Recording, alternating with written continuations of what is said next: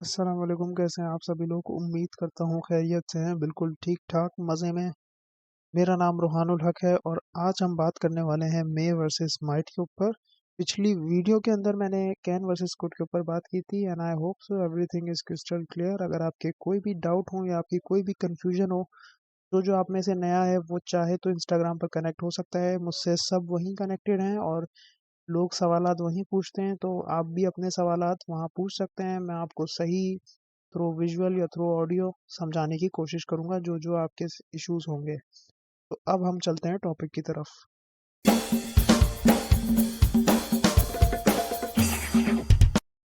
तो सबसे पहला क्वेश्चन जो आपके जहन में आ रहा होगा वो ये कि आपने कैन वर्सेस कुड की वीडियो बना दी, आपने मे वर्सेस माइट की वीडियो बना दी, तो इसका मतलब ये है कि शायद आप मॉडल वर्ब्स नहीं पढ़ाएंगे। तो मैं आपको बता दूं कि मॉडल वर्ब्स के ऊपर एक पूरी डिटेल वीडियो आएगी।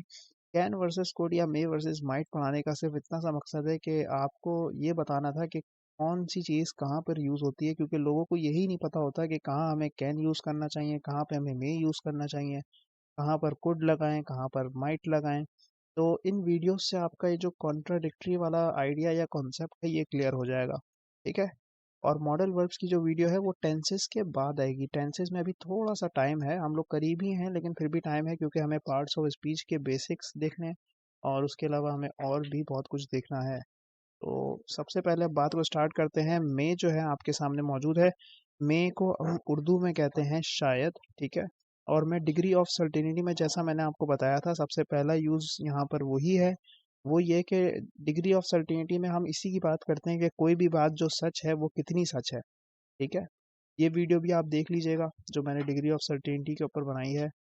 तो उसमें ये बात कर रहे थे कि कोई भी बात जो है वो कितनी सच है, और उस सच बात को बताने के लिए हम कुछ मॉडल वर्ब्स का इस्तेमाल करते हैं, जैसा कि मे हो गया, कुड हो गया, माइट हो गया। कैन का हम डिग्री ऑफ सर्टेनिटी के अंदर कोई इस्तेमाल नहीं करते। ठीक है। तो मे जो होता है, मे क्या करता है डिग्री ऑफ सर्टेनिटी के अंदर? डेफिनेशन देखिए, it is use to show a half range of certainty possibility in the degree of certainty. जब भी हम किसी भी सेंटेंस के अंदर मे लगा देते हैं तो वो जो मे वहां पर आता है वो बताता है कि कोई भी बात जो है वो या तो सच है या तो झूठ है। यानी 50% चांसेस पे ले आता है। देखिए मैंने मेंशन भी किया है, the percentage level of certainty is 50%। इस बात का मतलब ये हुआ कि कोई भी चीज़ जो है वो शायद है। ठीक है। और जब भी हम शायद का लफ्ज़ इस्तेमाल करते हैं इसका मतलब ये है कि या तो हाँ होगी या तो ना होगी। 50% पे आ गए हम। जैसा कि एक सेंटेंस में बोलूँ, Quinton de Almas may be in the police custody. इसका उर्दू में मतलब ये होगा कि क्विंटन डे अल्मास नामी आदमी जो है वो शायद होगा किसके अंदर? पुलिस की कस्टडी के, मतलब पुलिस की कस्टडी में होगा वो। ठीक है। तो शायद का लफ्ज़ लगाया मैंने, मे बी। तो यहाँ पे जो मे है वो ये बता रहा है कि या तो ये होगा या तो ये नहीं होगा। अब ये बंदा या तो कस्टडी के अंदर होगा या तो नहीं होगा। ठीक है। इसने एक कंफ्यूजिंग, मतलब एक कंफ्यूजिंग वाली वो स्टेट डाल दी है कि या तो वो चीज़ होगी या तो चीज़ नहीं होगी। और यही काम करता है आपका मे। ये है आपका use number one. Use number two ये है कि कभी कभी हम जब मे को इंटरोगेटिव सेंटेंसेस में इस्तेमाल करते हैं तो उस सिचुएशन के अंदर हम लोग थोड़ा सा फॉर्मल हो जाते हैं, जैसा कि मैंने पिछली वीडियो में बताया था। कैन और कुड से ज़्यादा फॉर्मल होता है कौन? मे। तो यहाँ पर लिखा हुआ है, it is use to show a formal way of asking permission. जब भी हम परमिशन मांगते हैं ना किसी से फॉर्मल तरीके से, तो हम इस्तेमाल करते हैं मे का। जैसे यहाँ पे लिखा हुआ है, miss may I go to washroom. ठीक है। टीचर से मैंने बताया था ना, पूछते हैं हम कि miss may I go to washroom. और यही सही तरीका होता है, क्योंकि हम टीचर से फॉर्मल होते हैं। ठीक है। टीचर से हम इनफॉर्मल वे में बात नहीं कर सकते। कोई भी ऐसा शख्स जो हमसे बड़ी पोस्ट पर है या बड़ी पोजीशन पे है, हम उससे फॉर्मल वे में बात करते हैं। तो इसी तरह जब हम सवाल पूछ सकते हैं तो ज़ाहिर है उस सवाल का आंसर भी दे सकते हैं किसमें? मे के अंदर। और जब हम ऐसा करते हैं तो ज़ाहिर है तब भी हम फॉर्मल होते हैं। ठीक है। अब या तो वो आंसर हाँ में हो सकता है या फिर वो ना में भी हो सकता है। यहाँ मैंने सिर्फ रिजेक्शन लिखा है या डिनायल लिखा है, आप ये भी जहन में रखिएगा कि हम हाँ में भी आंसर दे सकते हैं। अगर आंसर ना में होगा तो इस तरह होगा, नो यू मे नॉट। क्या होगा? No you may not. जैसे मैंने पूछा है कि miss may I go to washroom, तो मिस का जवाब आया नो यू मे नॉट, नहीं तुम नहीं जा सकते। ठीक है। इस तरह लिखेंगे। और अगर जाने का वो हाँ कर दें तो वो फिर बोलेंगी यस और फिर कॉमा लगा के यू मे। ठीक है।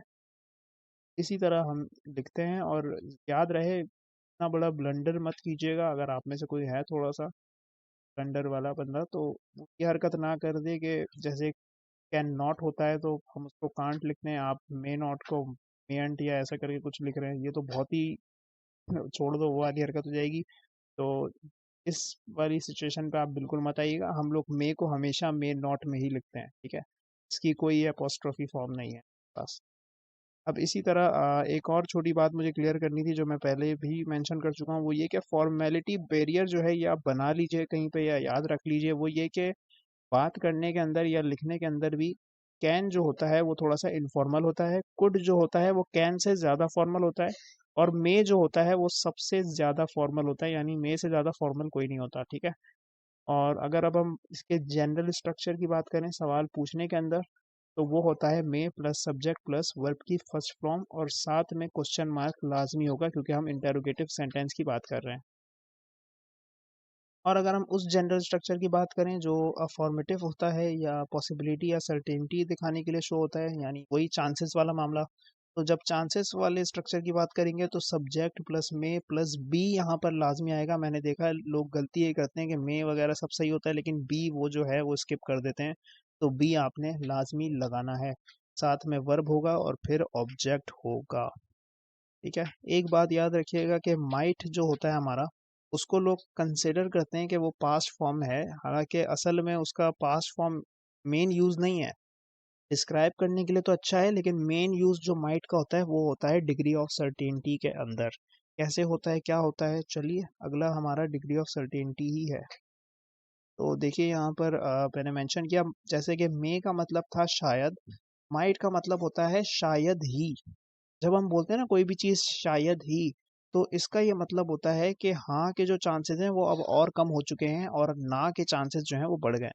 क्या बोला मैंने, किसी भी बात का हाँ होना जो है वो कम हो गया है और किसी की बात का नहीं होना या ना होना वो ज़्यादा हो गया है, क्योंकि हमने बात कर दी ना शायद ही। कैसे, अब आपके सामने देखिए सबसे पहला यूज़ वही है सर्टेनिटी के ऊपर, और इसमें हम देख रहे हैं कि it is use to show less than half range, half range से भी कम रेंज को शो करता है क्या, माइट। लेकिन ये क्या होगी, 30% से ज़्यादा होगी, यानी 50% से कम है और 30% से ज़्यादा है, ठीक है। तो देखिए मैं जो हूँ अब फाइनल बात करता हूँ, वो ये कि मे जो होता है वो आपका 50% होता है, ठीक है।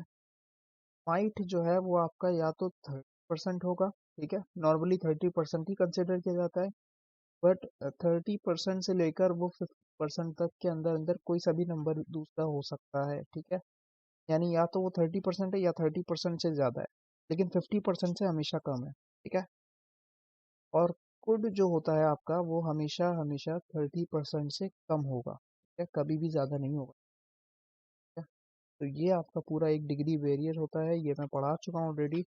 तो यहाँ पर आप सेंटेंस के अंदर देखिए, Quinton de Almas might be in the police custody. पिछला सेंटेंस मैंने दिखाया था वो सेम ही था, फिर वहां पर मे लगा हुआ था क्योंकि चांसेस का डिफरेंस था। इसी तरह देखिए अब यहाँ पर माइट लगा हुआ है तो यहाँ पर भी चांसेस का ही डिफरेंस है। पिछली बार उसके होने के चांसेस 50% थे, अब चांसेस जो है वो होने के और कम हो चुके हैं, यानी 30% हो गए क्योंकि हमने माइट का इस्तेमाल कर दिया।